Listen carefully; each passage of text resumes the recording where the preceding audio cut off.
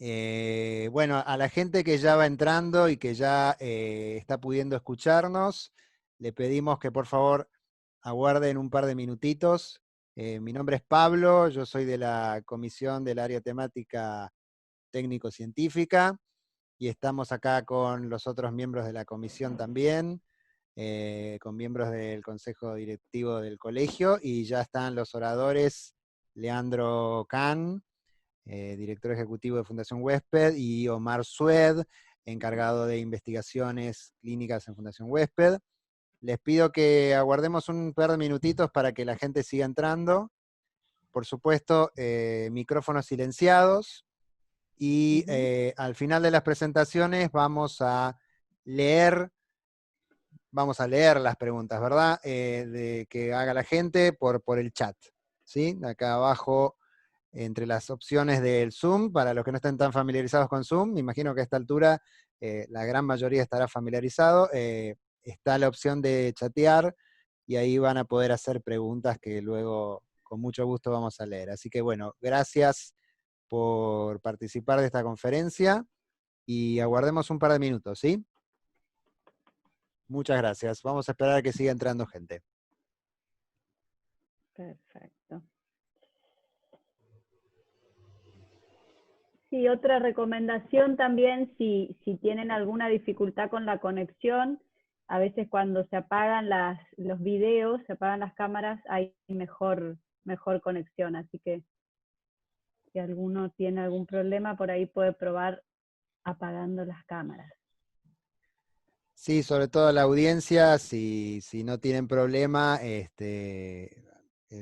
seguir el consejo que acaba de decir Carmen, a veces funciona, el de apagar la cámara momentáneamente.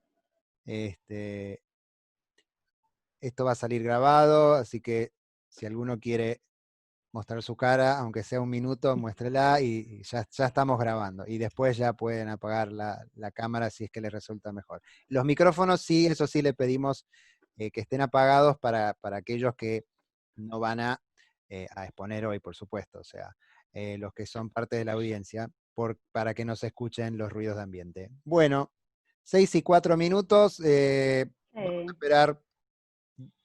Ya tenemos más de 35 participantes. Sí, igual vamos admitiendo a todos. Sí, sí, sí. Y esperamos un par de minutitos más, nada más, un poquito de tolerancia.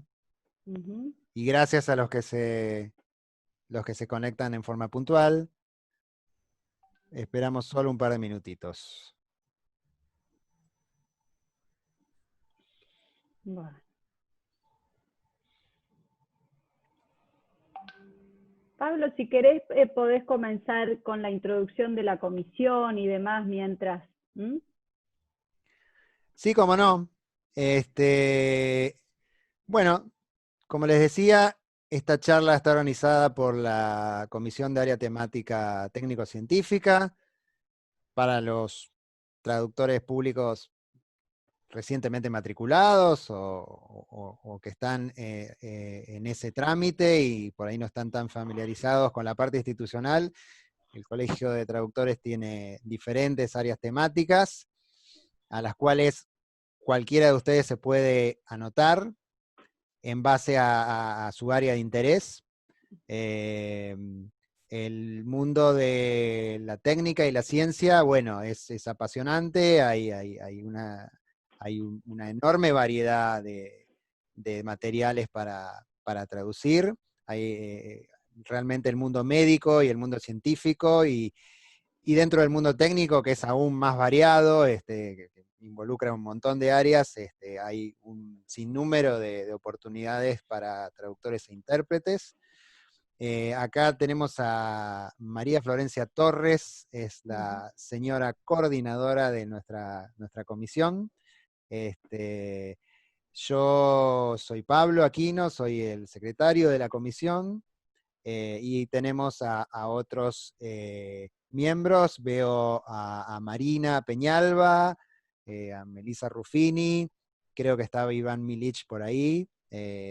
No sé si ustedes ven alguno más. Carmen, que es, bueno, es coordinadora. Silvia Baco, Sí, Nora Silvia Fiorini. Baco, Nora Fiorini.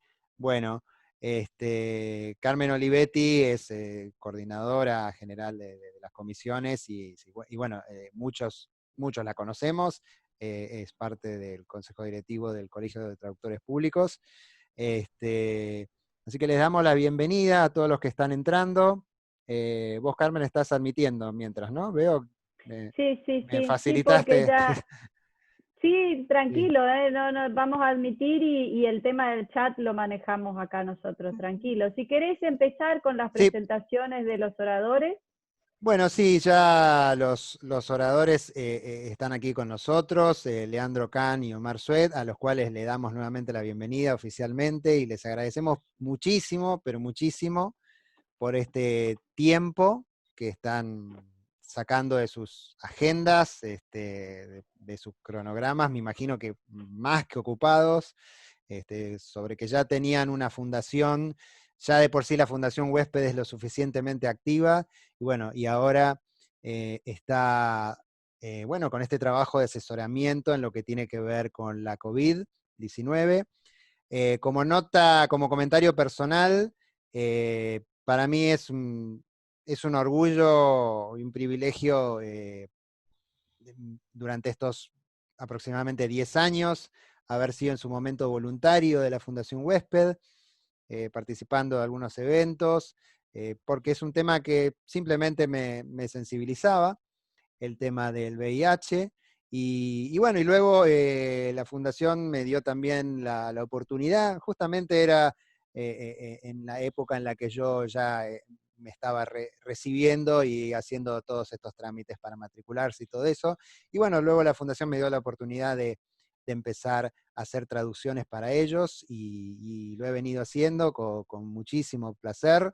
Me ha tocado ser testigo de múltiples ensayos clínicos multicéntricos e internacionales en los cuales la Fundación ha venido participando y realmente es un orgullo en nuestro país el trabajo que viene haciendo Huésped por el VIH y realmente ha tenido un papel, me animo a decir, de liderazgo en la región y tal vez en el mundo, en todo lo que tenga que ver con investigación clínica para no solo tratamientos para el VIH, sino también para incluso la prevención. Ya estamos en esa etapa con esta enfermedad, que en su momento también fue pandemia mundial. Y bueno, y hoy en día, gracias a Dios, es una afección tratable, totalmente tratable, y ya un diagnóstico de VIH no es lo que solía ser hace 15 o 20 años, no es aquella mala noticia que solía ser. Creo no estar exagerando con nada de lo que estoy diciendo, es una enfermedad que hoy por hoy permite a una persona llevar una vida normal gracias a todos estos tratamientos. Voy a leer las biografías que seguramente todos ustedes habrán recibido en el flyer de difusión de esta charla. Voy a empezar con el magíster Leandro Can. Él es director ejecutivo de la Fundación Huésped, donde anteriormente fue director de comunicación y desarrollo institucional. Es licenciado en ciencia política de la UBA y realizó la maestría en administración y políticas públicas en la UDESA. Fue director de comunicación de la primera conferencia de la Sociedad Internacional de SIDA, IAS, en patogénesis y tratamiento del HIV en el 2001. Además realizó distintos trabajos como consultor para la IAS y para la firma Angot Mitchell, a cargo de la comunicación del Fondo Mundial de Lucha contra el SIDA, la tuberculosis y la malaria. Por su parte, el doctor Omar Sued es director de investigaciones clínicas desde 2012. Es médico recibido de la Universidad de Córdoba en 1995, especialista en medicina interna y especialista universitario en enfermedades infecciosas, UBA 2004. Tiene además un máster en manejo integral del VIH-Sida, esto es de la Universidad de Barcelona del 2003, y un doctorado en medicina, también de la misma Universidad de Barcelona en 2016. Se dedica a la atención de personas con VIH desde 1997 en diversos ámbitos públicos y privados de la Argentina y de España, y también en prisiones y diversas ONG. Ha trabajado como asesor en proyectos de VIH en Tanzania y como consultor en varios países de Latinoamérica. De 2009 a 2012 fue asesor regional para tratamiento de VIH-Sida para la Organización Panamericana de la Salud, oficina regional para las Américas de la Organización Mundial de la Salud. En ese cargo apoyó la actualización de las guías de tratamiento antirretroviral en 18 países de la región. Además, es miembro de la comisión directiva de la Sociedad Argentina de Infectología y de la subcomisión de SIDA de la SADI. También presidió el 16º Congreso Nacional de Infectología. Así que bueno, le damos la bienvenida a estos dos oradores que tenemos hoy, a los que nuevamente les agradecemos por el valioso aporte con su tiempo, que el tiempo es lo más valioso que una persona puede tener. Muchísimas gracias. Y bueno, sin mayores introducciones, digamos, las biografías hablan por sí mismas. Le damos la palabra, si les parece, a Leandro Can. Leandro, si querés empezar con la parte institucional de la Fundación Huésped.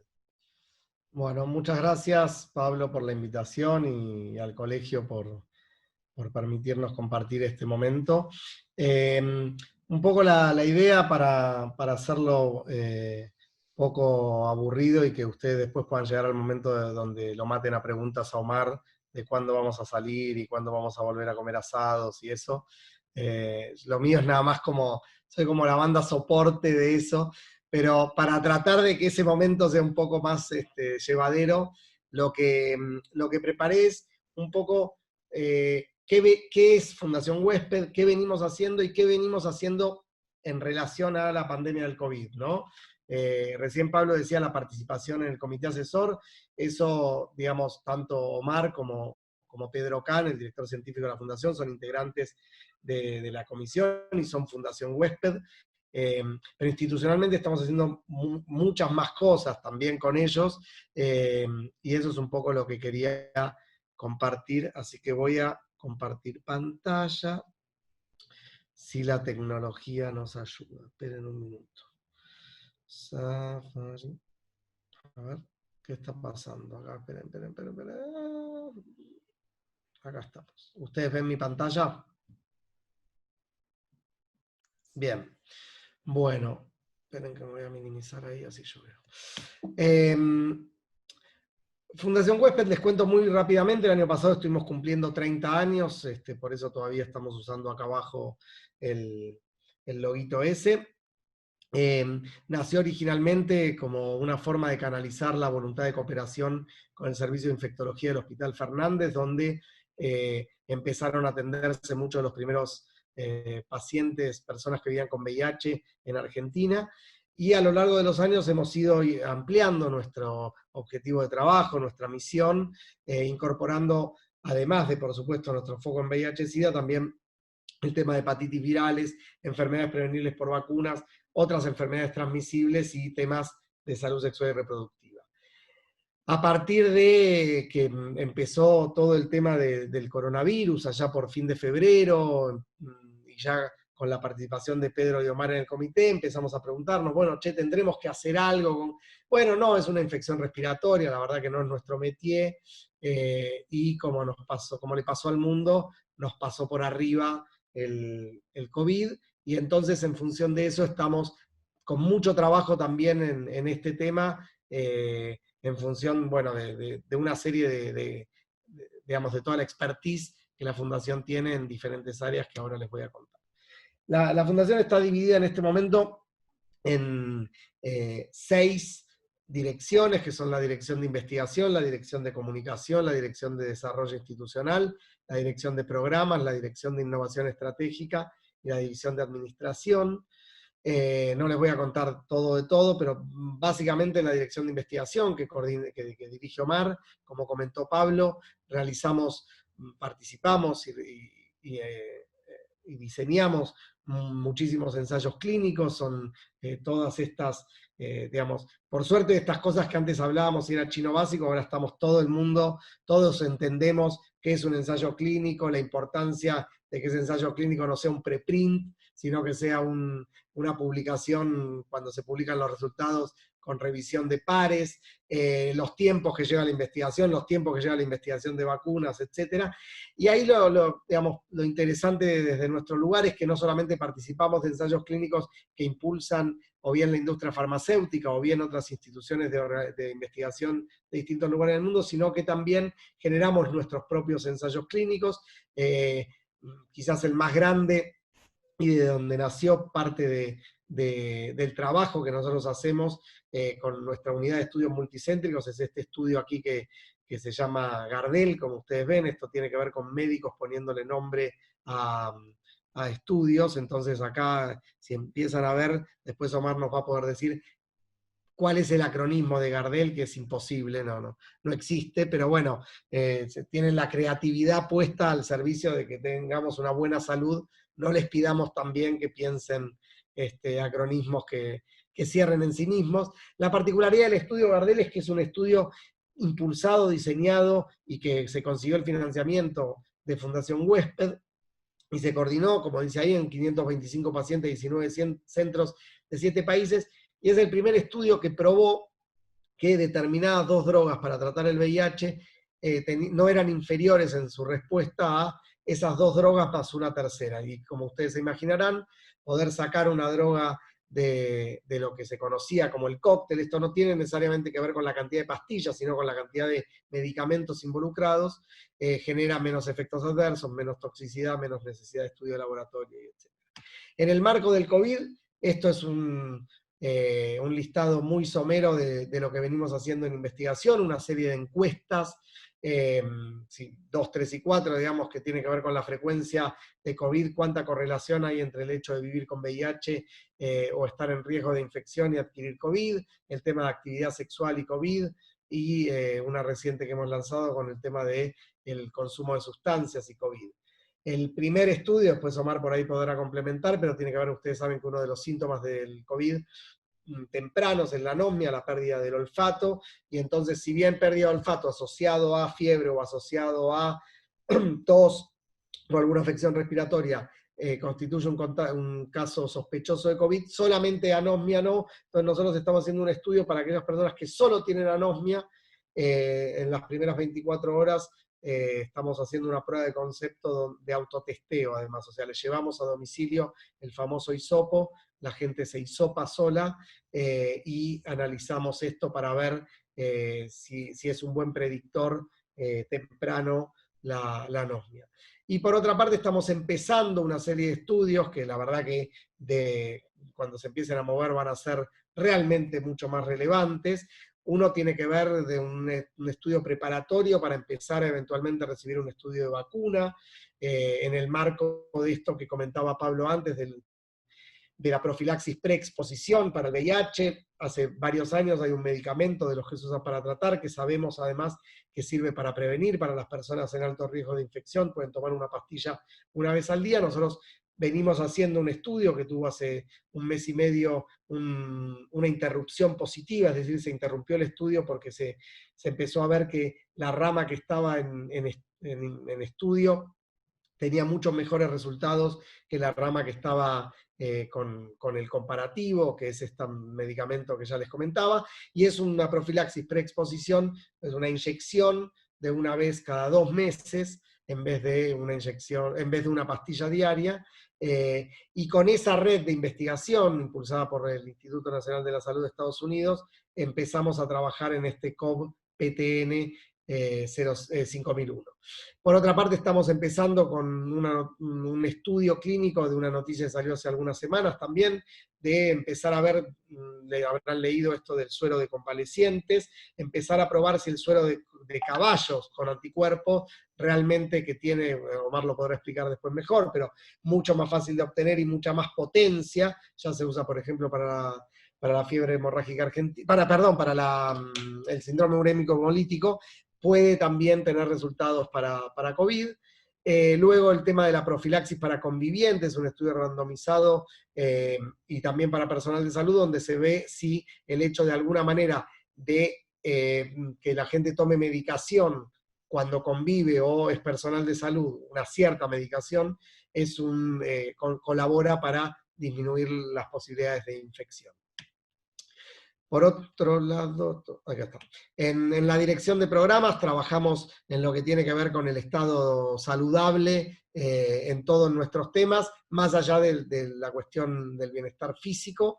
Normalmente tenemos un programa de atención directa, donde tenemos un centro de testeo rápido, donde recibimos consultas, donde tenemos grupos de personas viviendo con VIH semanales, donde hay talleres, acompañamiento en la adherencia y distintos trabajos.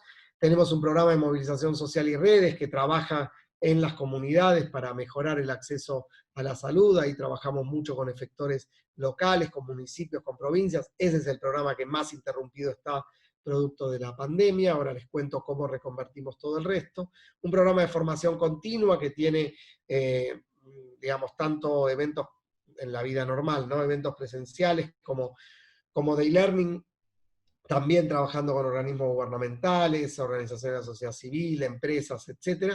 Un programa en el ámbito laboral, donde desde hace muchos años trabajamos acompañando el desarrollo de programas de inclusión en las políticas empresariales, que estamos, digamos, también trabajándolo en el ámbito del COVID, produciendo muchísimos materiales de manera gratuita en general para las empresas, y cuando alguna empresa tiene alguna necesidad específica que quiere generar algún protocolo, también lo estamos haciendo. Eso tuvo lamentablemente mala prensa, habrán leído o visto algo en las últimas semanas. Nadie se tomó el trabajo, muy pocos periodistas se tomaron el trabajo de llamarnos y preguntarnos si esto era así.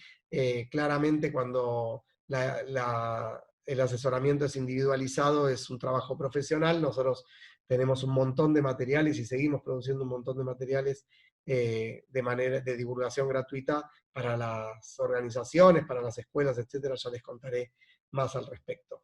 En cuanto a esto que les contaba, pudimos muy rápidamente migrar a una atención virtual. Entonces estamos con alrededor de 3.000 consultas mensuales vinculadas no solamente a lo que ya teníamos de atención psicológica y legal para personas que viven con VIH y cuestiones de salud sexual y reproductiva, sino que también empezamos a trabajar con lo que tiene que ver con el estigma y la discriminación vinculado al COVID, esta situación donde todos los días vemos tal dio positivo, tal está internado, tal recibió plasma de convalecientes. Bueno, el VIH tiene mucho para contar y para explicar de la importancia de la confidencialidad, de confrontar el estigma. Habrán leído noticias de que en tal lugar le quemaron el auto a una persona porque sospechaban o sabían que tenía COVID y esas cuestiones, y la verdad que la demanda es fuerte. Por otro lado, lo que les contaba en el ámbito laboral, esto lo pueden encontrar en la página web, estos son todos materiales gratuitos para que las empresas tanto puedan compartir en sus redes sociales como con sus empleados o con su cadena de valor. Y también estamos trabajando junto a distintas organizaciones. Este es un videíto que hizo, que me lo voy a saltear para ganar tiempo, pero que hizo la Federación Argentina LGBT. Estamos apoyando a 6 organizaciones, entre ellos la Federación Argentina, pero también una organización que se llama Migrantes por Migrantes, que como su nombre lo indica, trabaja con población migrante. Estamos trabajando también en La Matanza con el ARCA, es una institución que trabaja con el Padre Tano, uno de los curas villeros, para generar, estamos ahí haciendo una donación que permite cubrir algo de las necesidades alimentarias y de kits de limpieza y de abrigo para este momento. En cuanto a comunicación también estamos generando permanentemente piezas para divulgación. Esto es un videíto de unos audios que hacíamos al principio de la epidemia. Tomé uno de Omar que está acá, donde simulábamos una conversación de WhatsApp y Omar contaba en un audio, en este caso, cuál es la diferencia entre los test de PCR y los test rápidos. También produjimos en el marco de nuestro trabajo sobre educación sexual integral, un cuadernillo sobre cómo hablar de sexualidad en familia, que es todo un desafío en la cuarentena, donde estamos con nuestros hijos y nuestras hijas, ellos están con nosotros, peor para ellos todavía, ¿no? 24 horas por 7 días a la semana juntos, y también, por ejemplo, hemos producido una guía sobre embarazo, parto y puerperio en tiempos de COVID. Todos estos materiales que les cuento son de distribución absolutamente gratuita. En la Dirección de Desarrollo Institucional, que es de donde generamos los fondos para trabajar, todo el equipo, tenemos 4 equipos de captación de donantes en vía pública, personas que buscan asociar a otras, alguna vez los habrán parado alguno de estos con pechera roja. Bueno, claramente no estamos en las calles, los hemos logrado rápidamente reconvertir a lo telefónico, y bueno, y ahí estamos, la verdad que con buen resultado teniendo en cuenta el contexto. En cuanto a la Dirección de Innovación Estratégica, tenemos un laboratorio de innovación digital desde el que desarrollamos distintas estrategias digitales para generar soluciones tecnológicas y de educación digital como para mejorar el acceso a la salud en nuestros temas, ¿no? Esto es un sitio de e-learning, esto es una página que geolocaliza lugares de retiro de preservativos, testeo de VIH y otros servicios. Estamos desarrollando una historia clínica electrónica, y en el marco del COVID estamos adaptando de una fundación catalana con la que trabajamos hace muchos años, esta app, que lo que busca es ser una herramienta para las personas que tienen internación domiciliaria o bien están internados en lugares de baja complejidad, como para poder ir haciendo un seguimiento clínico de su situación. Y otro trabajo muy fuerte que estamos haciendo junto a otras organizaciones sociales como Techo y ASIG, que tiene que ver con un trabajo que estamos haciendo en comunidades de barrios vulnerables, donde hicimos, por un lado, una capacitación a referentes, produjimos piezas de comunicación, y también desde la fundación largamos un asistente virtual sobre COVID, que tiene, por un lado, un flujo de información general, que es esta primera pregunta que ven acá, y cuando uno le dice que la consulta está relacionada a COVID, lo primero que pregunta es si vivís en una villa o asentamiento, porque eso abriría, en caso de que la respuesta fuera sí, todo otro flujo de preguntas donde ya hay algunas situaciones que son diferentes, desde el agua potable hasta la posibilidad del aislamiento, hasta otro tipo de comunicación, de manera de buscar generar mejores respuestas a este tema. Por último, ya voy terminando, creo que hablé muy rápido, pero lo van a agradecer. La Fundación no vende servicios, todos los fondos se gestionan a través de estas 5 fuentes que ustedes ven. Organismos de gobierno es muy marginal, es un 2% en este momento, tiene que ver con una investigación que estamos haciendo sobre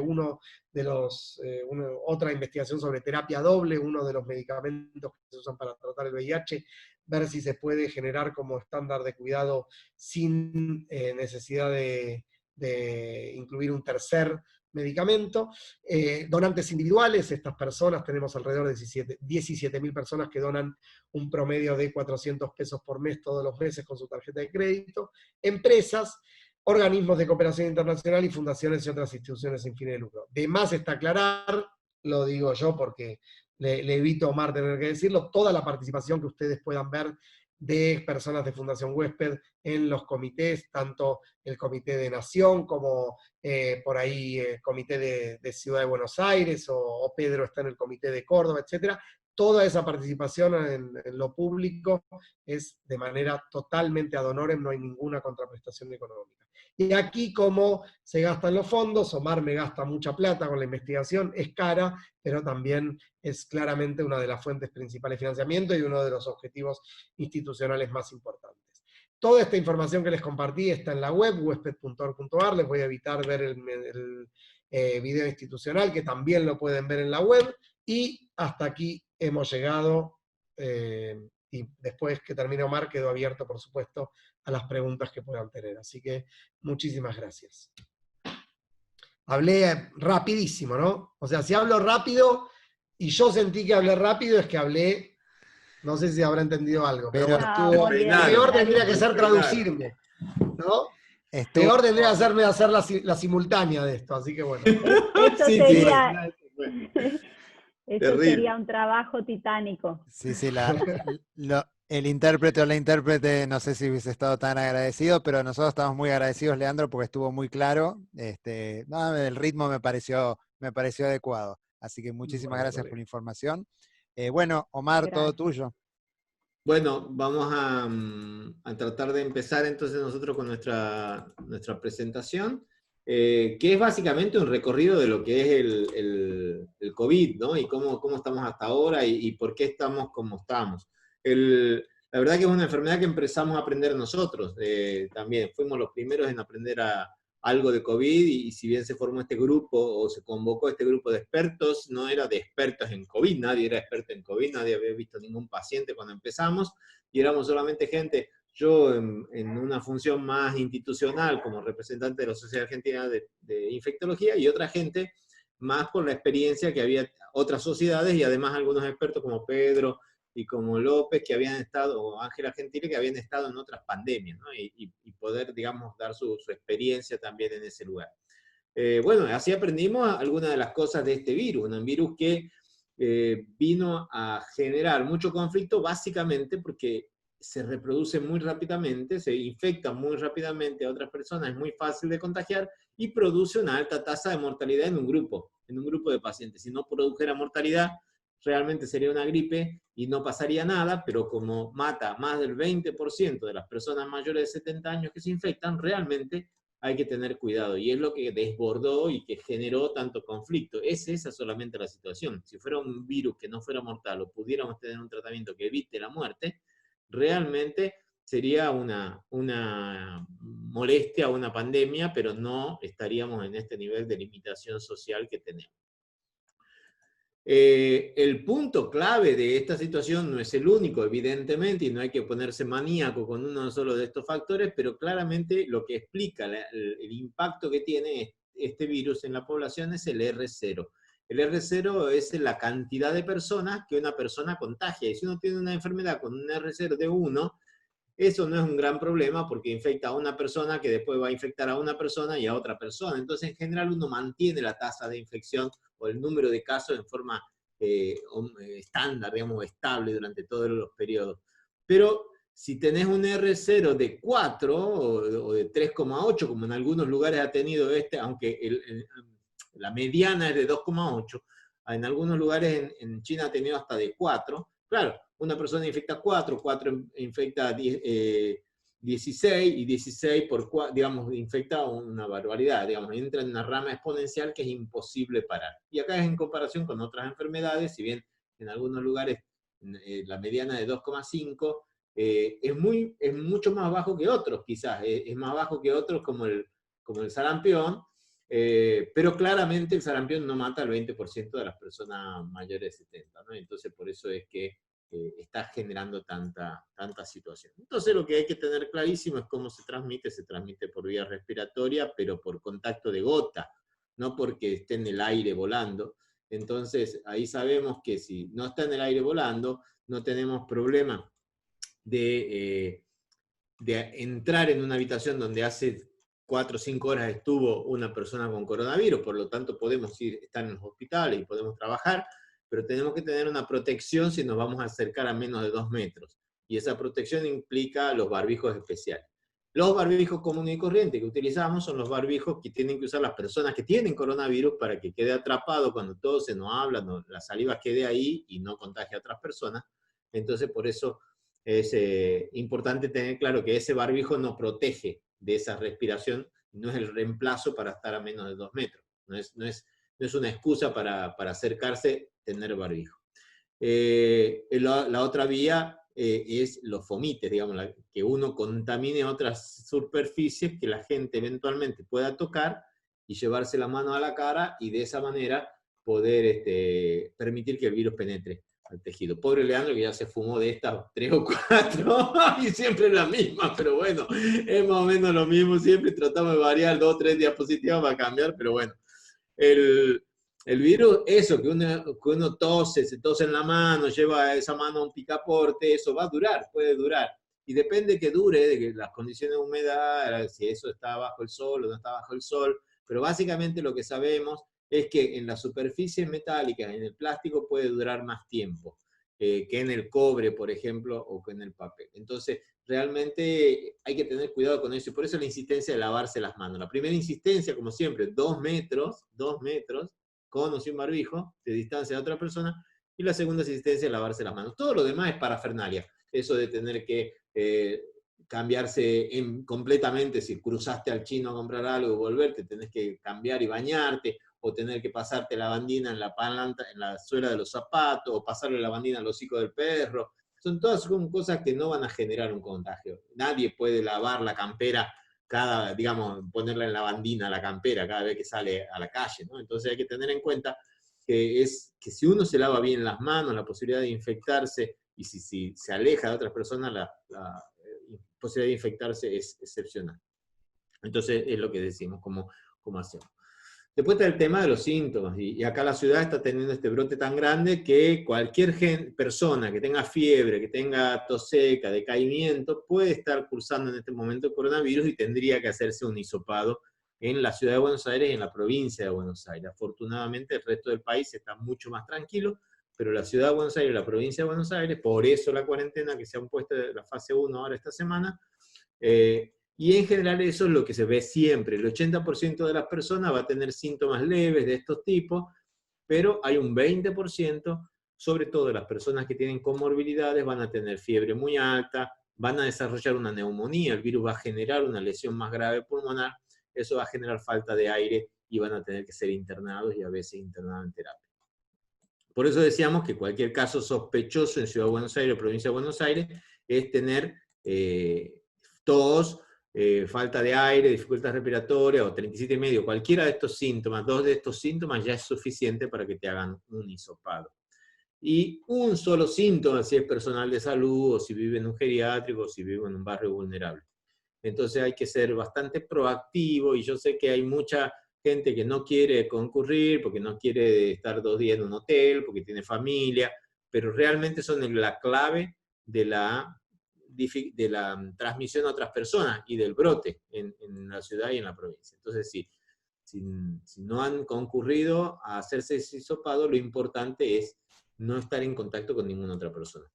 Lo que produce en general siempre es fiebre, un poquito de tos, un poco de fatiga con menos frecuencia, y después los otros síntomas son mucho menos frecuentes.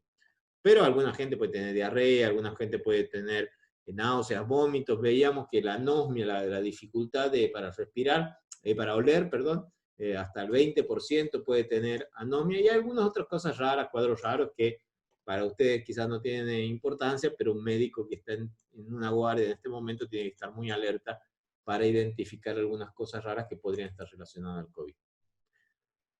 La posibilidad de que nos diagnostiquen efectivamente depende que hagan el hisopado en su momento, en el momento justo. Recuerden que uno se infecta y hasta que el virus pasa a reproducirse en una forma que pueda empezar a ser detectado, van a pasar unos días, entre 1 y 2 semanas, típicamente unos 7 días, 8 días.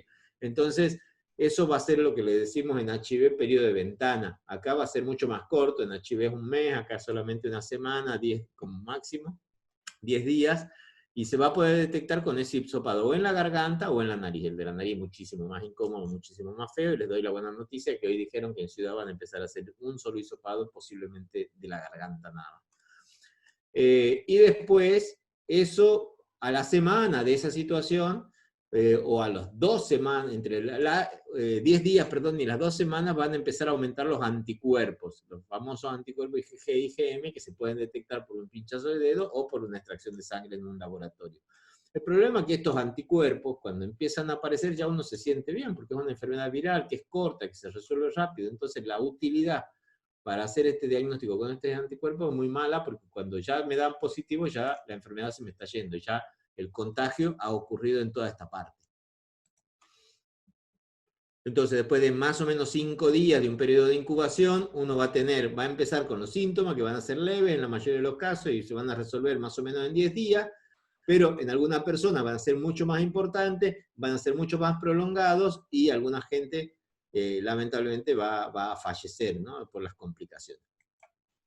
Y esto es, por ejemplo, lo típico de una mala evolución. Una persona cuando empieza, al 5.º día, está con un poquito de fiebre todavía, y si el paciente sigue haciendo fiebre después del 5.º día, porque en general se resuelve en 5 o 6 días, pero si sigue haciendo fiebre es porque se está complicando, y cuando se está complicando, el pulmón se está empezando a inflamar. Miren la cantidad de, en muy pocos días, en 5 días, 15 días, y después 20 días, como el pulmón, en 2 semanas después de la primera radiografía, cómo se lastima todo el pulmón. Y esto es lo que lleva a la insuficiencia respiratoria, y esto es lo que lamentablemente, si la persona es muy grande, tiene que fallecer. Y esto no es por el virus, aparentemente lo que está pasando es que la primera semana es una fase viral típica, es por el virus, eso produce daño en el tejido epitelial, ese daño en el tejido epitelial genera un intento de resolución, de cicatrización, eso atrae a mucho macrófagos que generan inflamación local, y en general se empieza y se resuelve. Pero hay algunas personas que tienen un sistema inmunológico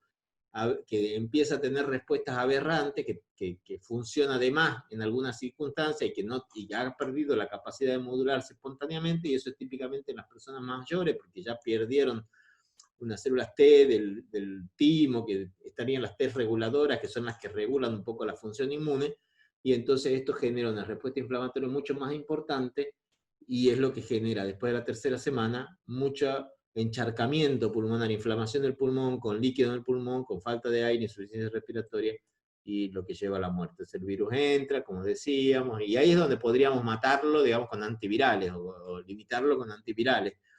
Esa es la primera semana, pero después, en la 2ª y 3ª semana, lo que estamos viendo, el alveolo, que es una esponjita, con toda esta inflamación que genera la atracción de varias células y más liberación de citoquinas que generan inflamación, lo que se produce es este remodelado del pulmón, que esto dificulta claramente la respiración, porque justamente el intercambio respiratorio de gaseoso es acá, en esta alveolo.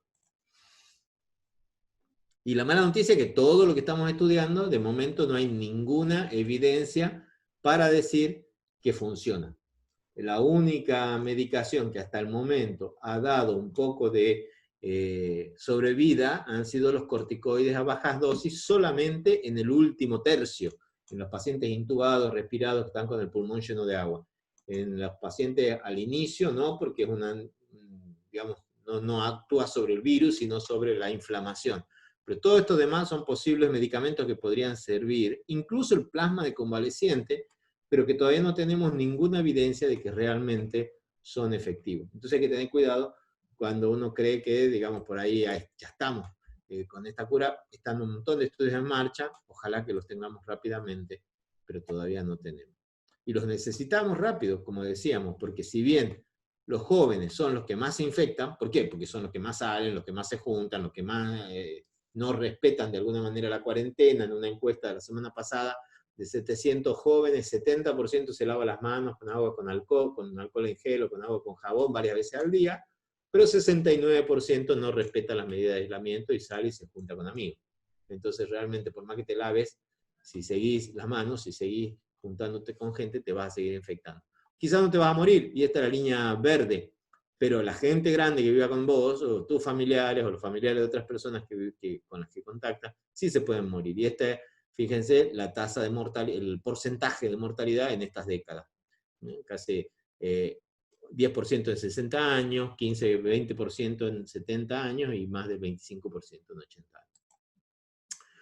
Los que son jóvenes y se mueren, que son pocos por suerte, son los que tienen problemas como asma, enfermedad cardiovascular, hipertensión, obesidad, y por eso estas personas son las que no tienen que ir a trabajar, menos ahora que estamos en fase 1, tienen que adecuarse a la licencia obligatoria y cuidarse porque tienen mucho riesgo por más que sean jóvenes. Pero obviamente que si encima son grandes, muchísimo más riesgo todavía. Y así estamos como estamos, ¿no? Esto es 10 millones de personas en el mundo, es una cosa increíble. Cuando yo recuerdo hace 2 o 3 meses, sentado a la noche mirando que en el mundo iban a llegar a 5.000 casos, y después de pronto 10.000 casos, 100.000 casos, 1 millón de casos, 10 millones de casos, más de medio millón de muertos en el mundo, y hay gente que todavía dice que esto era esperable, digamos que estos son los muertos que se esperan en cualquier época de invierno, y realmente eso ya empieza a ser una negación, ¿no? Y grandes países tan afectados como Estados Unidos, como Chile y Brasil. Y esto es lo que estamos discutiendo permanentemente, lo que discutíamos desde el primer día, y ya ustedes se hartaron de verlo, la importancia que es que si uno tiene una epidemia que tiene un R0 alto y que además genera mucha mortalidad, es imposible pensar que uno va a poder contenerla con el sistema de salud, y por lo tanto tiene que tratar de que este pico famoso baje. El problema es que en esta enfermedad, a diferencia del dengue, a diferencia de la gripe, no hay un pico espontáneo. El dengue tiene un pico espontáneo porque cuando baja la temperatura como hoy, ya no hay más mosquitos, ya no va a haber más casos. Pero con esta enfermedad que se ha adaptado a Islandia, se ha adaptado a República Dominicana, no hay una estacionalidad. Entonces no hay ninguna causa biológica que genere en esta enfermedad un pico. Y lo estamos viendo en Estados Unidos, que sigue aumentando los casos y no va a bajar. Entonces, ¿cuándo baja? Cuando se saturó, cuando la cantidad de gente susceptible ya se enfermó toda. Pero con esta tasa de mortalidad es lo que genera las grandes imágenes que vimos en Europa y en Nueva York con esa mortalidad. Entonces, ¿qué es la estrategia? Es matar, digamos, bajar esta curva, mochar esta curva, hacerla lo más plana posible, cuestión de que bajando esta posibilidad de contagio podamos surfearla o danzar, como dice Tomás Puello, bastante tiempo manteniendo el sistema de salud que lo pueda ajustar hasta que logremos extinguir la transmisión y los contactos, a través de los esfuerzos que tenemos que hacer caso a caso para reducir la transmisión. Así era como cuando empezamos en el Consejo, en marzo, cuando empezamos con la primera discusión de cerrar o no cerrar las escuelas solamente, o cerrar todo el país, que finalmente se cerró el país, esta era la expectativa. Si no hacíamos nada, íbamos a tener 29 millones de infectados, 65%, que iba a demorar en empezar a aparecer. Y miren, a mí lo que me interesa es que vean esta curvita. La forma de la curvita, ¿no? Como de algún momento empieza con un aumento exponencial, porque dispara, como vemos, porque vos tenés 2 casos, esos son 4, 4 son 8, pero si son 1000 casos son 2000, y 2000 son 4000, y 4000 son 8000, entonces eso es lo que genera esa curva exponencial. Con la cuarentena lo que se esperaba era poder reducir esto, digamos, a una, si se hacía una cuarentena intermedia, se podía reducir esto en forma importante y se podía bajar hasta 250.000 casos de los 20 millones y con una cantidad de muertes de 3.000 muertes. Por suerte, la verdad es que lo hicimos muchísimo mejor que esto. No lo pudimos contener, no lo podemos evitar, pero tener solamente 1.000 muertos es una buena razón. Y veníamos perfectos, veníamos recontra bien, veníamos con menos de 100 casos cada día, y acá vemos cómo en mayo, si nos comparábamos al comienzo de mayo, miren qué diferente que estábamos con otros países. Argentina estábamos chochísimos, Chile estaba un poquito peor y Brasil era un desastre. Pero esto nos dio tiempo, nos generó un montón de tiempo, además de frenar la transmisión, nos permitió evitar la transmisión en el 85% del país y fortalecer un montón el sistema inmune, y eso fue muy beneficioso. Se piensa o se estima que en el mundo, digamos, estas cuarentenas tempranas, estas cuarentenas en realidad, en general, han salvado solamente en Europa más de 3 millones de personas y han reducido la cantidad de posibles casos en forma impresionante, particularmente en China, donde fue posiblemente una de las más severas de las cuarentenas. Bueno, decíamos 3 millones de vidas salvadas en Europa, y la reducción de las muertes de la cuarentena en Argentina han sido reconocidas por muchos especialistas alrededor del mundo. El problema es que se nos fue la liebre, se nos escapó la liebre, y acá ven cómo a partir de mayo los casos empiezan a aumentar exponencialmente. ¿Sí? Empieza o linealmente primero y después en forma más exponencial. Miren acá la curvita. Cómo ya se empieza a disparar a partir de mayo, mediados de mayo, la curva se empieza a disparar en forma importante, y es así que pasamos en pocos días de 20, 30.000 casos ya a 3.000 casos cada día. Es muy fácil que se acumulen estos 67.000, y hoy estamos con récord de muerte diaria, de más de 40 muertes diarias, ¿no? Entonces eso realmente empezaba a preocupar, y fueron las discusiones adentro de qué otras cosas podemos hacer. Y bueno, cuando uno ya tiene circunscripto que el problema es en la ciudad de Buenos Aires, en la provincia de Buenos Aires, lo lógico era una medida extrema en estos 2 distritos y tratar de bajarlo. Así como pasó en Córdoba, así como pasó en Resistencia, cuando la cosa se focaliza es importante hacerlo. Acá en Buenos Aires, ¿por qué? Por los brotes en los geriátricos, por los brotes en los barrios vulnerables, por los brotes en el personal de salud, han sido la gran explicación por la cual se diseminó rápidamente. Eso es diferente que en los países del primer mundo, no lo habíamos visto, el tema de los barrios vulnerables en Italia, en España, lo imaginábamos que eso podía pasar y pasó realmente muy rápido, ¿no?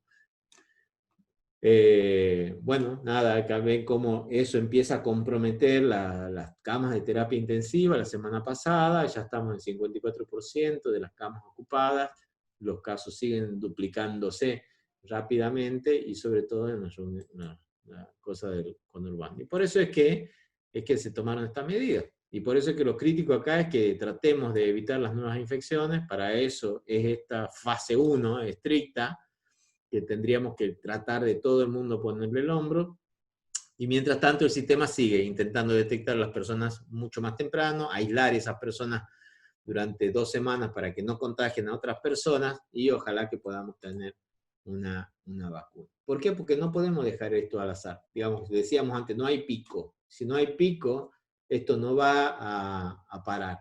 Y si no para, la esperanza de algunos es decir, bueno, dejemos que eso se inmunice la gente en forma automática, y entonces cuando se inmunice ya no va a hacer falta ni vacuna, El problema es que toda esa muerte que hemos visto en la tele, la hemos visto con tasas de infección de la comunidad tan baja como un 7% en Barcelona, o un 10% en China, que vimos cómo tuvieron que hacer un par de hospitales de urgencia, o 20% en Nueva York, que fue una de las tasas más altas que hemos encontrado, y que estuvieron haciendo tumbas en el Central Park. Entonces, para nosotros, para poder lograr la inmunidad de rebaño que necesitábamos, tendríamos que ver 3 veces la cantidad de muertos que había en Nueva York. Tenemos que lograr 60% de inmunidad, y esto sería humanamente inaceptable, ¿no? Lograr, digamos, aceptar que vamos a generar esa cantidad de muertos para generar una inmunidad. Y eso lo mostró en este análisis Tomás Puello, y esa es la estrategia que estaba haciendo Suecia y que tuvo que de alguna manera parar también.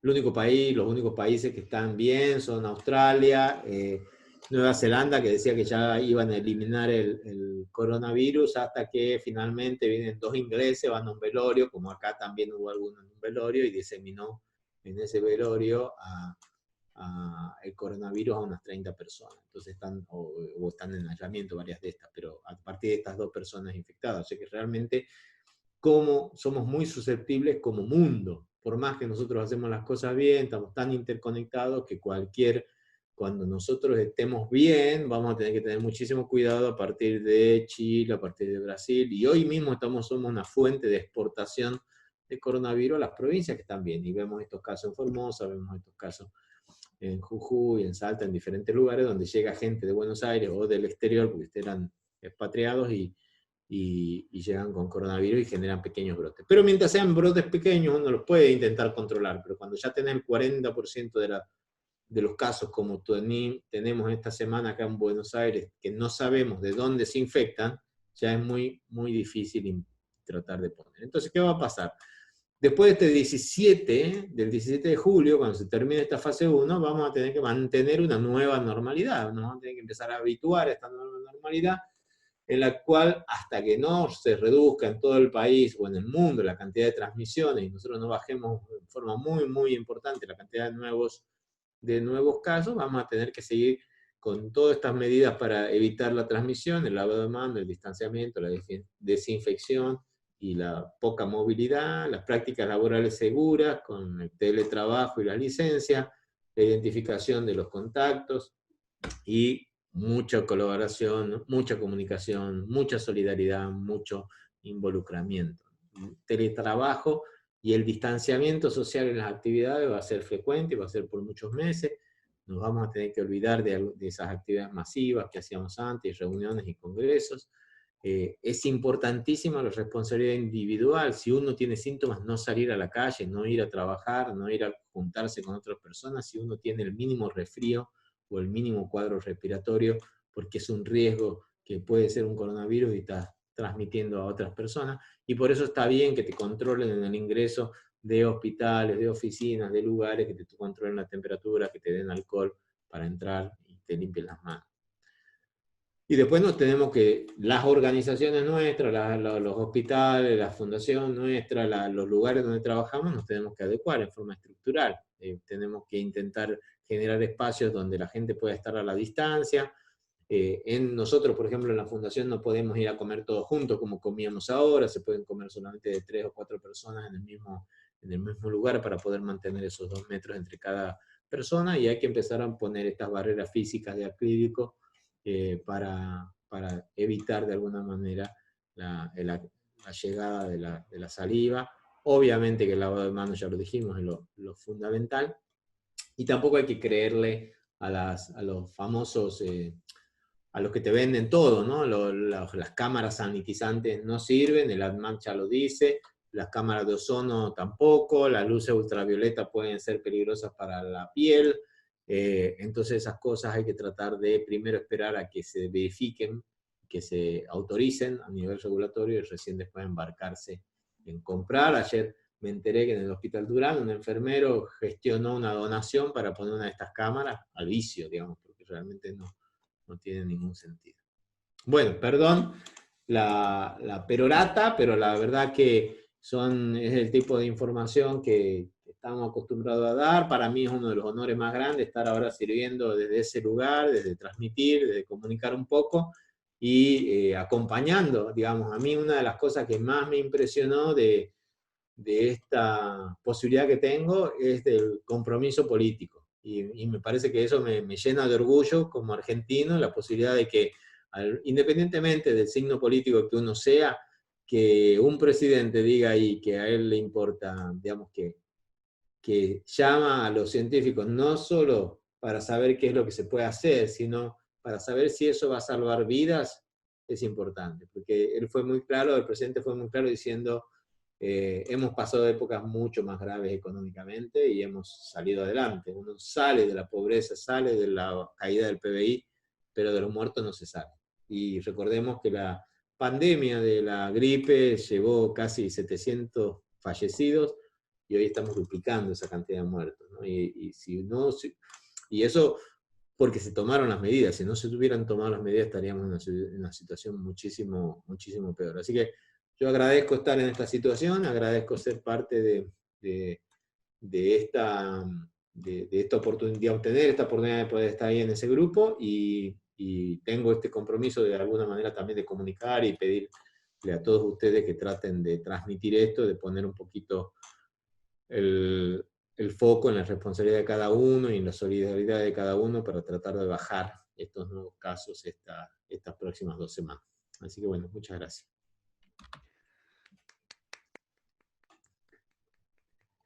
Bueno, Omar, muchísimas gracias por esta clase magistral realmente. Te agradecemos muchísimo por haber compartido estas diapositivas y toda esta información valiosísima. Yo mientras iba imprimiendo pantalla, seleccionando algunas Pero te la diapositivas. pasé a la diapositiva, la puedes usar. Y me las pasaste enteras también, sí, pero quería... Yo las robé a la mitad, así que no hay problema. Sí, fuiste muy generoso. Ahora es lo mágico de Google es poner imágenes y...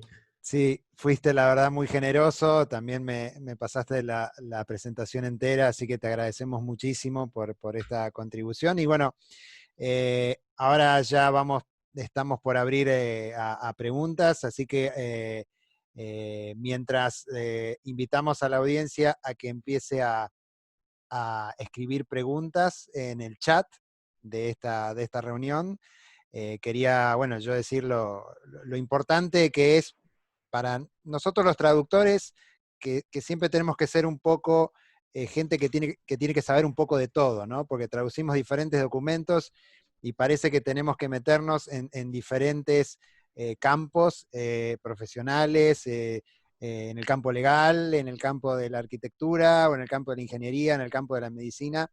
Tenemos que saber de todo, y antes de traducir un documento tenemos que informarnos justamente con contradocumentos.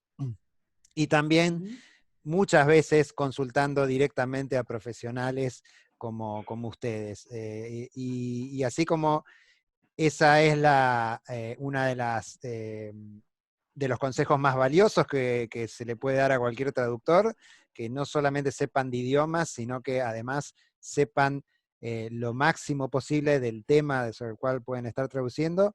El consejo para toda la sociedad, ¿no? Que a la hora de querer conocer sobre un tema desconocido, no hay nada mejor que ir a las fuentes de quienes saben, y a la hora de conocer sobre ciencia, no hay nada mejor que confiar en los científicos, porque si no cada uno, digamos, opina en base a su propio sentido común y a su propia subjetividad, y bueno, caemos, creo yo, en una arrogancia en la que solemos caer los seres humanos muchas veces. Así que esto es muy valioso, de poder compartir esta información tan de primera mano para la comunidad de los traductores y también para toda la comunidad en general.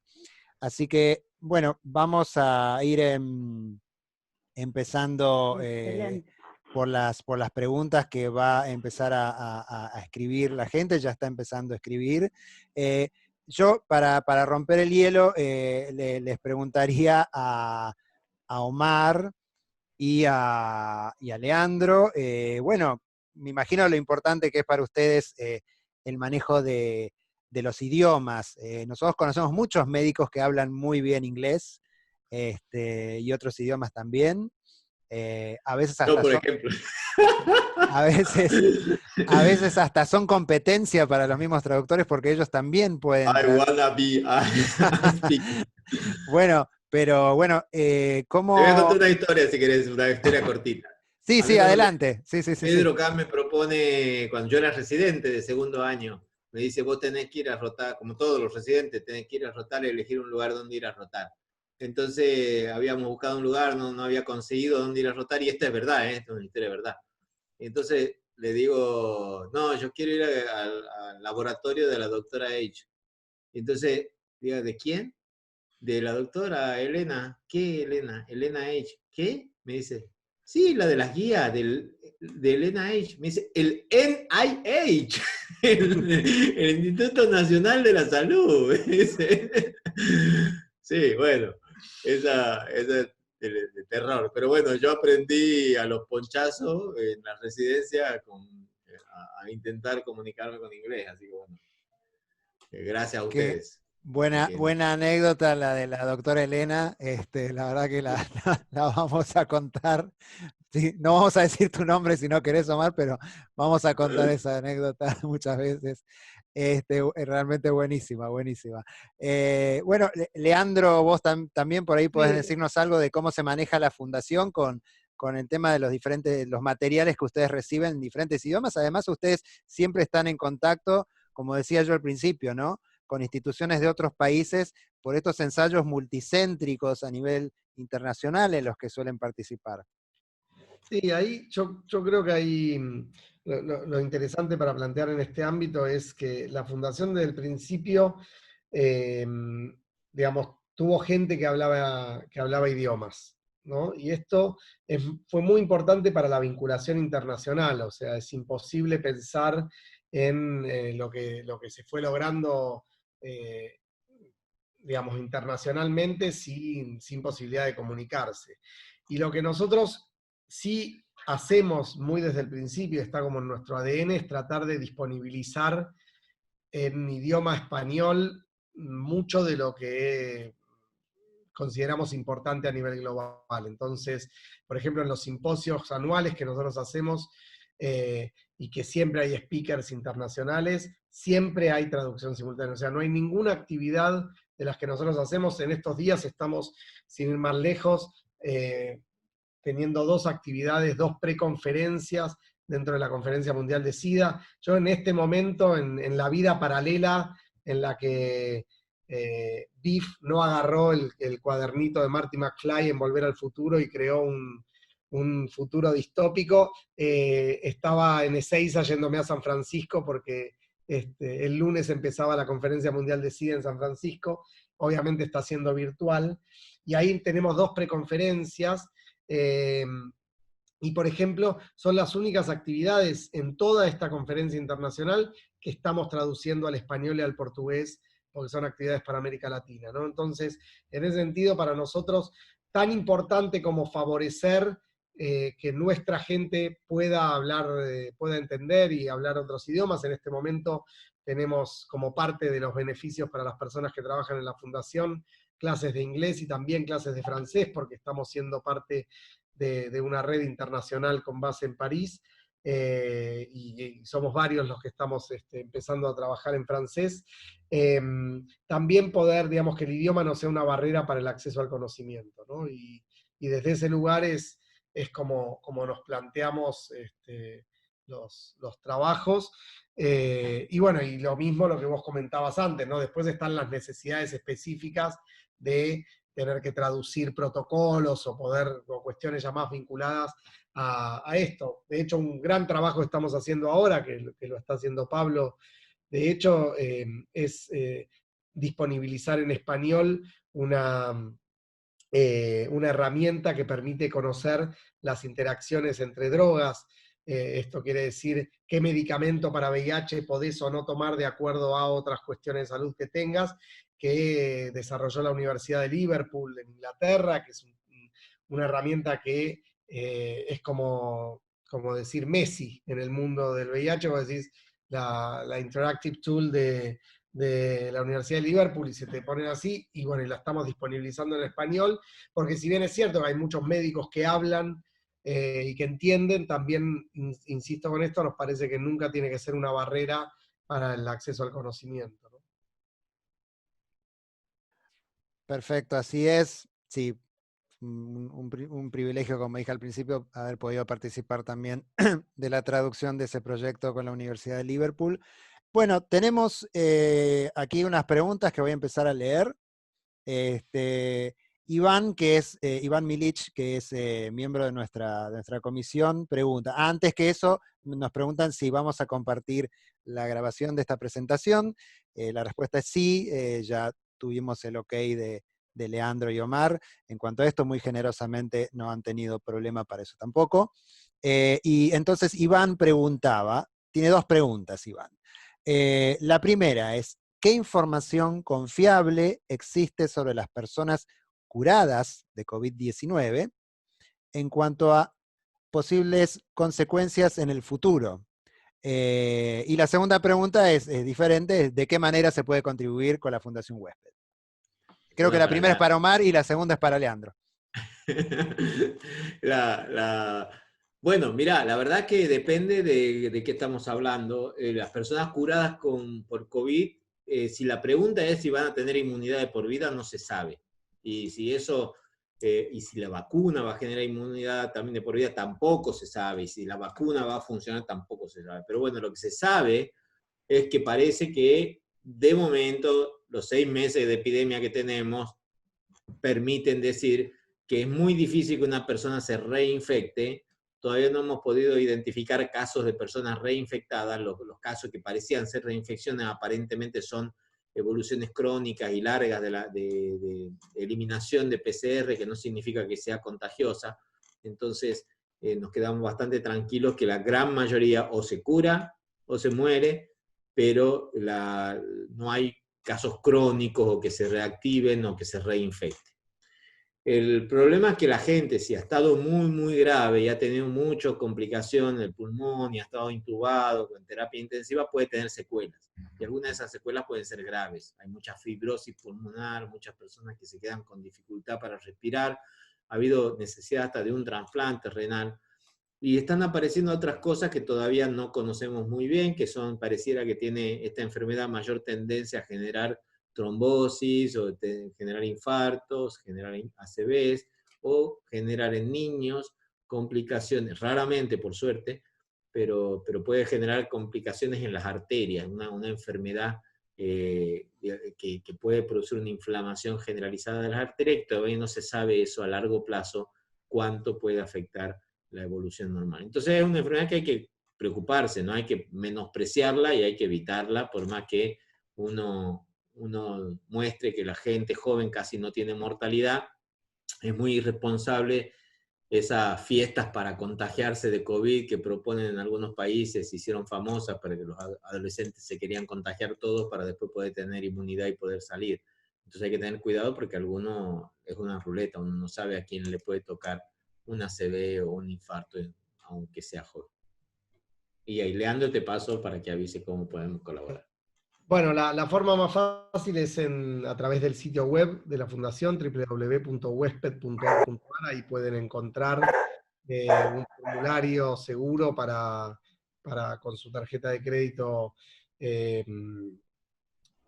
que completar los datos, más directo en dona.huesped.org.ar, y si no, nos pasan un teléfono y hacemos que de nuestro equipo de captadores de donantes puedan llamarlos. Esto, como les decía, nosotros empezamos hace unos 10 años más o menos fuerte el programa de donantes individuales. Para que tengan una idea, cuando empezamos, que ya había algunos donantes, pero teníamos alrededor de el 2% del presupuesto anual de la fundación era por donantes individuales. Me acuerdo que para 2011 el objetivo que nos habíamos puesto, que son esos objetivos para no cumplir, era 2011 para 2011, es decir, terminar el año con 2011 donantes, y ahora estamos en 17.000, así que la verdad es que para nosotros es una estrategia en la que apostamos mucho, invertimos también mucho, porque realmente es una estrategia que es sostenible en el largo plazo y que permite tener una sustentabilidad institucional muy fuerte, donde obviamente después Omar cae con una de sus investigaciones y todo el esfuerzo de 2 años parece enorme. No, pero está buenísimo. Lo que pasa es que justamente parte de lo que trabajamos con los donantes individuales, y esto la verdad que de verdad es, en fin, hablo como puedo, pero de verdad es interesante también la transformación interna en la fundación de cómo todos fuimos entendiendo la importancia de esto, es que justamente, ojalá no, pero ya nos ha pasado hacia fines de los años 2000, de la primera década del 2000, cayeron mucho después de la crisis 2008, las investigaciones, y ahí poder seguir sosteniendo con fondos propios algunos de los trabajos vinculados a esta sustentabilidad que te da los donantes individuales es realmente importante para nosotros.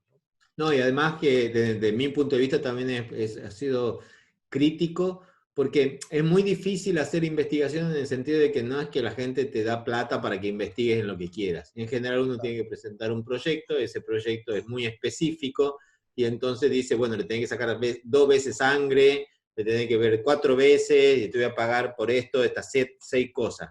Y uno se queda más o menos encerrado, y la misma actividad de uno va generando más necesidades. Y el ejemplo más típico ha sido todo el trabajo con mujeres transgénero, que decir, bueno, sí, bueno, puedo atender 40 mujeres transgénero y me dan plata para hacer estas 40, pero esto te genera un montón de otras necesidades de la población, que el psicólogo, porque en el hospital no la atienden bien, que la necesidad de pagar por alguna otra medicación adicional, y en todo eso tengo que agradecer que Leandro ha sido muy, muy visionario en el sentido de que con todo este financiamiento adicional que se consigue a través de los miembros, poder financiar muchas de estas actividades que terminan siendo servicios a la comunidad, o sea, el testeo rápido, la atención, llevarle la medicación a la casa, algún día pagarle el taxi a la gente que no puede venir, o sea, un montón de actividades que no están contempladas como investigación, pero que generan gastos, claro, también.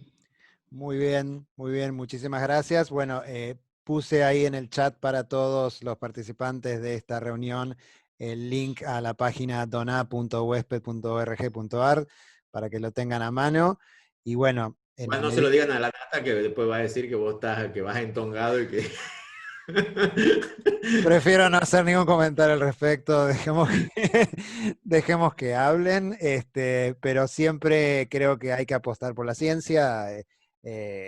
Por supuesto que la gente aporta con lo que puede, pero lo más importante es que el Estado proteja y apoye a la ciencia. Bueno, voy a invitar a María Florencia, ¿estás ahí? La coordinadora de nuestra comisión, para que esto no sea tan unilateral de parte mía. Si querés, Florencia, leer la pregunta de Gabriela Minsky, que creo que es la que sigue.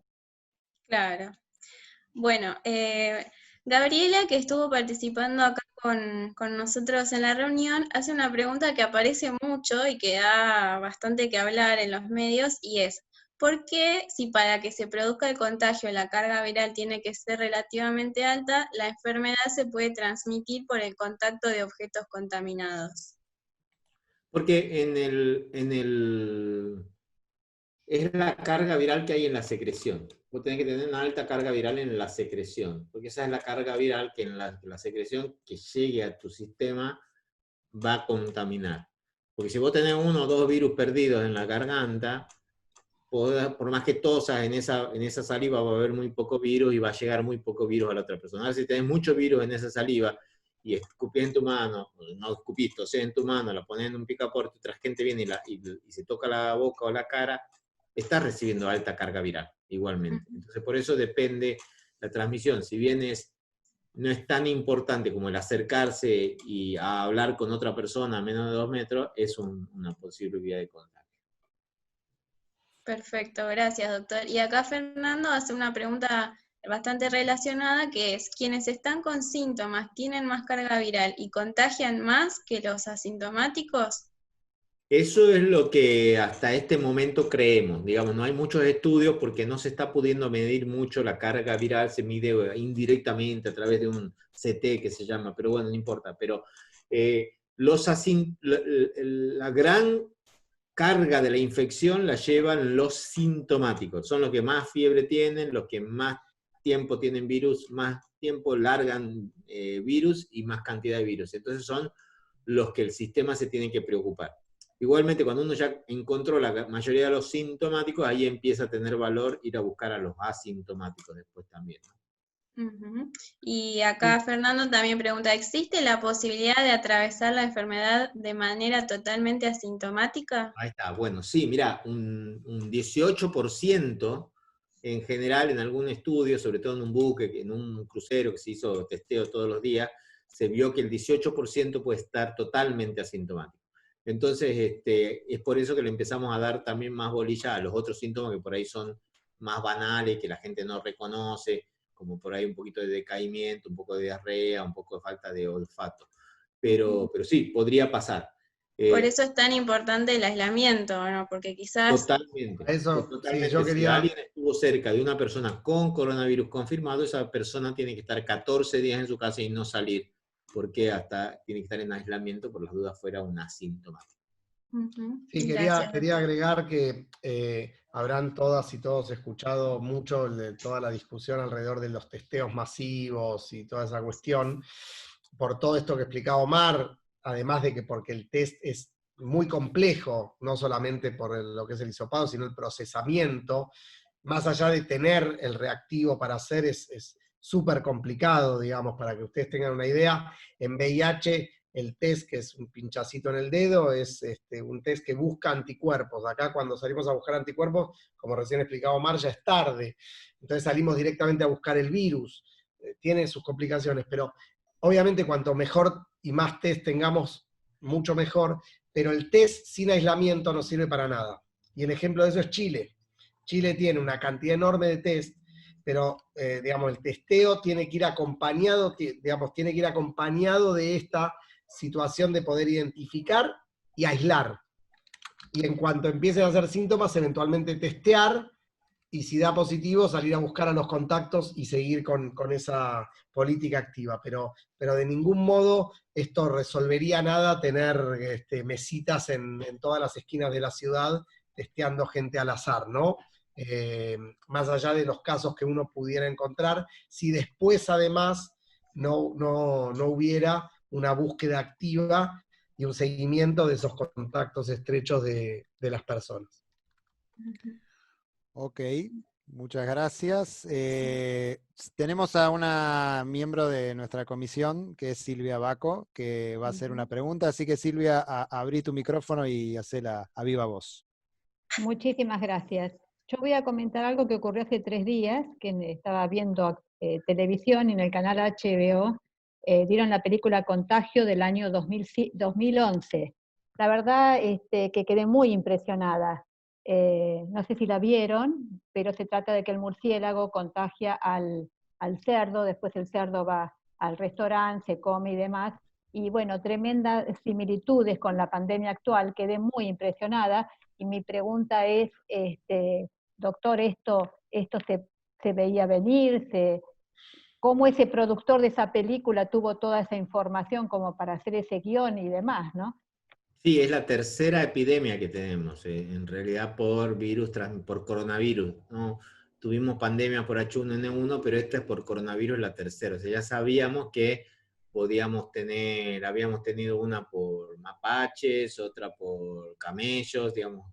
Entonces este fue el tercero que sabíamos que podía pasar. Y en 2015 también está el video de Gay diciendo nos tenemos que preparar, después que salimos del SARS, dijimos, bueno, hay que prepararse. Y lo que pasa es que así somos los humanos, cuando ya vemos que se pasó el peligro, nos olvidamos. Los planes de vacuna de SARS quedaron ahí interrumpidos, por suerte quedaron en la alacena y se retomaron rápido para las vacunas estas. Pero la diferencia con esa película es que en esa película la tasa de mortalidad es alta en todos los grupos. En cambio acá es alta solamente en las personas mayores. Y eso ha hecho que, si bien ha sido gravísimo y nos cambió la vida a todos, no fue tan fulminante como en esa película, ¿no? Y la verdad que muchas de estas cosas, si la próxima pandemia viene con un poco más de mortalidad, ahí sí que asusta, porque ya estamos viendo que es una posibilidad que sea tan pandémico. Yo creo que yo soy muy optimista y después a la noche soy muy pesimista, en el sentido de que cuánto nos va a cambiar esto, y me levanto pensando, no, sí, vamos a cambiar, vamos a dejar de ser consumistas, la globalización va a ser mejor que lo que teníamos antes, o sea, todos aspirábamos a la globalización y salir corriendo en los 15, dar la vuelta al mundo y todo eso por 2 pesos, pero a la noche... Y yo creo que lo íbamos a cambiar, y después a la noche digo, bueno, no hay tampoco tantas señales de cambio, digamos, no estamos cambiando tanto nuestros hábitos, y habrá que empezar a pensar qué podemos hacer y cómo No, podemos pero está hacer. bien, doctor, porque de algo tenemos que agarrarnos. Y aparte pienso en lo personal, ¿no? Que cuánto depende de nosotros. Fíjese que en Punta del Este, mi nietito, el 15 de junio había empezado las clases. Y el viernes pasado, todos los viernes parte un buquebús con repatriados. Y el viernes pasado, claro, justamente 2 personas contagiadas, así que ahora volvieron a cortar las clases en el colegio y demás. Así que digo, ¿cuánto depende de nosotros, no? Sí, yo creo que, digamos, volviendo a la pregunta sobre la película y terminando, Silvia, con esto que contabas, a mí me parece que muchas veces hemos escuchado en los medios en estos meses que somos todos susceptibles al virus porque no hay memoria inmunológica, ¿no? El organismo no sabe esto, entonces no tiene anticuerpos. Pero me parece que a veces se habla poco de que tampoco tenemos memoria social de una situación así. Es decir, la generación de mis abuelos tenía las guerras, ¿no? Son emigrados alemanes en la Segunda Guerra, pero crecieron, digamos, tuvieron no solamente la Primera Guerra Mundial, sino todo el tiempo esta situación de las guerras en la cotidianeidad, ¿no? La generación, digamos, nosotros, los contemporáneos, no tuvimos nunca nada parecido a esto. Entonces, cuando superemos esta crisis, porque se va a superar, y venga algo nuevo pronto y malo, y ojalá que no pase, pero si llegara a pasar, socialmente vamos a estar más preparados. Porque evidentemente vamos a como sociedad, tener una memoria de que con todas las secuelas y consecuencias y terribles cuestiones que nos está generando esto, podemos cerrarnos, que la cuarentena lamentablemente muchas veces es la única posibilidad de frenar la expansión de un virus tan transmisible como este, etcétera, ¿no? Entonces, de vuelta, esta situación que vos comentabas en Punta del Este, también nos tenemos que ir acostumbrando a esas cuestiones, a estas aperturas y cierres, porque es la única manera, con todo, más allá de los tipos que se fueron llevaron a Uruguay en el buquebús, ¿no? Que no los estoy justificando de ningún modo, ¿no? Pero antes hablaba justo con una persona de Córdoba. Córdoba tuvo hoy, acaban de salir 8 casos.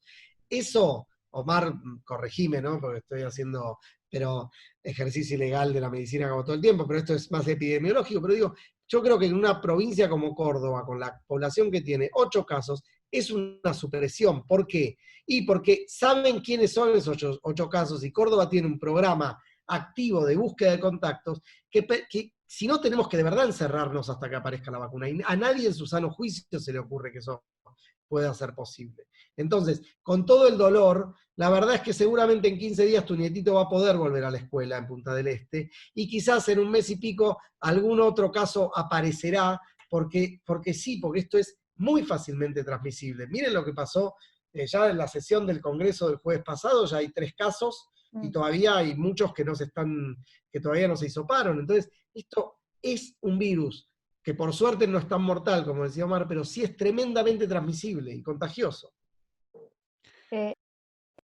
Sí, tenés razón, porque yo hago este comentario, pero ahora pienso, ayer fui al supermercado y me olvidé de tomar distancia de 1,5 metros, a pesar de que tenía mi barbijo y demás. Así que tenés muchísima razón en lo que decís.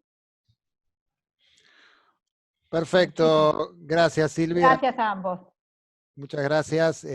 Vamos a leer una última pregunta y después, bueno, vamos a ir con el cierre. Florencia, la coordinadora de la comisión, después les va a compartir cuáles son las redes sociales de esta comisión técnico-científica. Así que, perdón, leo la última pregunta, bueno, relacionada con la pandemia anterior, ¿no? Ivonne pregunta, hola, tuve gripe A en 2009 con neumonía bilateral. Luego de varios años de broncoespasmos a repetición, andaba mejor y ahora, bingo, aparece el COVID-19. Por supuesto que estoy guardada en casa, pero ¿hay acaso mayor riesgo para aquellos que tuvimos gripe A? En principio, si se resolvió completamente, no debería tener mayor riesgo, pero cuenta que estuvo con broncoespasmos mucho tiempo. O sea, si los broncoespasmos desaparecieron y están bien, no necesita medicación, no debería tener mayor riesgo, pero cualquier persona asmática que está recibiendo medicación a altas dosis o que ha tenido internación por asma, está en riesgo mayor. Entonces es un ni, no lo sé porque no la conozco a Gabriela, pero en principio no debería pensar que está en mayor riesgo, y sino que lo consulte con el médico de ella cotidianamente, que la atiende cotidiano, en forma cotidiana.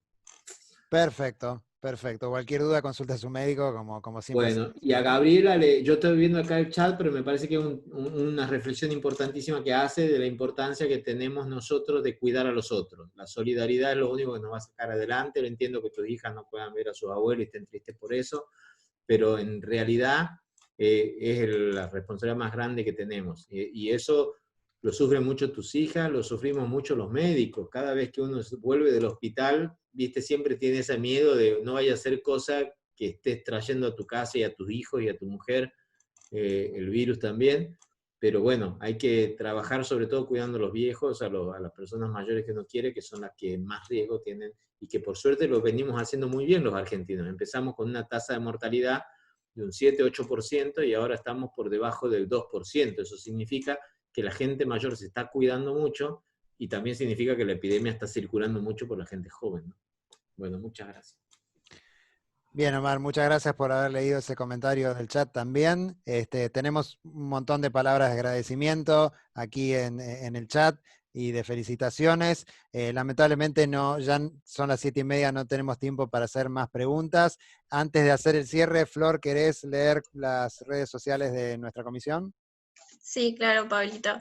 Bueno, gracias a todas las personas que nos acompañaron el día de hoy. Les recordamos que si quieren formar parte de nuestra comisión, nos reunimos el tercer martes de cada mes a las 18:30. Y si quieren seguirnos en las redes sociales, estamos en Facebook, nos pueden encontrar en Comisión de Área Temática Técnico-Científica, en Twitter y también en Instagram. El usuario es CTC-CTPCBA, que es como Comisión Técnico-Científica-Colegio de Traductores Públicos de la Ciudad de Buenos Aires, solo la letra inicial. Así que para seguir en contacto, no duden en seguirnos en nuestras redes sociales. Muchas gracias. Gracias, Bueno, Flor, muchas gracias. Ahí, muchas gracias a los doctores nuevamente. sí, ahí Son los Jonathan. doctores. Casi, es casi. Sí, muchísimas Cada vez gracias, más que muchos Leandro. otros doctores a veces. Muchísimas gracias, Leandro. Muchísimas gracias, Omar, nuevamente por el valiosísimo aporte y por su tiempo, que es más valioso aún. Felicitaciones por el trabajo que vienen haciendo. Y bueno, como siempre, por lo menos de parte nuestra, siempre vamos a estar del lado de la ciencia. Y por supuesto del lado de la solidaridad también, que las ONGs siempre lo necesitan. Y bueno, ahí están los resultados del trabajo de una ONG cuando recibe el apoyo de la sociedad primero, del Estado también, y bueno, y se compromete con una misión superadora a nivel nacional y en este caso hasta incluso a nivel internacional. De nuevo, es un orgullo haberlos tenido. Muchas gracias a todos los que participaron de esta reunión, a todos los que se inscribieron. Gracias por las preguntas, gracias por los comentarios y nos estaremos encontrando en el próximo encuentro, que creo que va a ser el 30 de julio, pero ya se van a enterar. Así que muchísimas gracias a Fundación Huésped, gracias Leandro, millón de gracias Leandro, millón de gracias Omar, estaremos siempre en contacto. Bueno, y cuidémonos todos. Chao, chao. Chao, muchas gracias a Chao, ustedes. chao. Chao, muchas Hasta gracias. luego. Gracias. Gracias, gente. Gracias a ustedes. Gracias a ustedes, que tengan una linda noche. Muchas gracias, buenas noches a todos. Gracias. Hasta mañana, Carmen. Chao, hasta mañana. Yo ya vivo en la computadora. Somos youtubers. Tal cual. Pablo, Florencia. Sí, Sí. los de la comisión, si nos queremos quedar un ratito, nos podemos quedar y bueno. Yo no soy de la comisión. No, Me te podés quedar también, te podés quedar. No, me Sí. tengo que ir a dar una clase que atrasé para poder seguir con la charla. Quiero estar en la comisión. Bien. Todo tuyo. ¿Me puedo Flor. sumar? Sí, Gabriela, fíjate que en la página web del colegio, creo que en el área de matriculados, ahí tenés que hacer clic en comisiones y aparece el correo electrónico en el que te tenés que poner en contacto para que te manden un formulario, lo completás y ya te mandan el enlace para reunirnos ahora en julio, el tercer martes. Buenísimo, porque yo no tengo Cualquier cosa, si no lo encontrás o lo que sea, mandanos un mensajito por las redes. Bueno, dale, y ya sé que es el tercer martes. Siempre es el tercer martes de cada mes. Bueno, gracias, nos vemos. Chao. Chao, muchas Gabriela, gracias. hasta mañana. Muchísimas Chao, gracias. hasta mañana, Carmen. Chao, chao. Bueno, Sí, la presentación la vamos a compartir, no sé cómo, porque es tan larga, va a pesar, ¿no? ¿Cómo se comparten esas cosas cuando es tan pesado? a ver, yo voy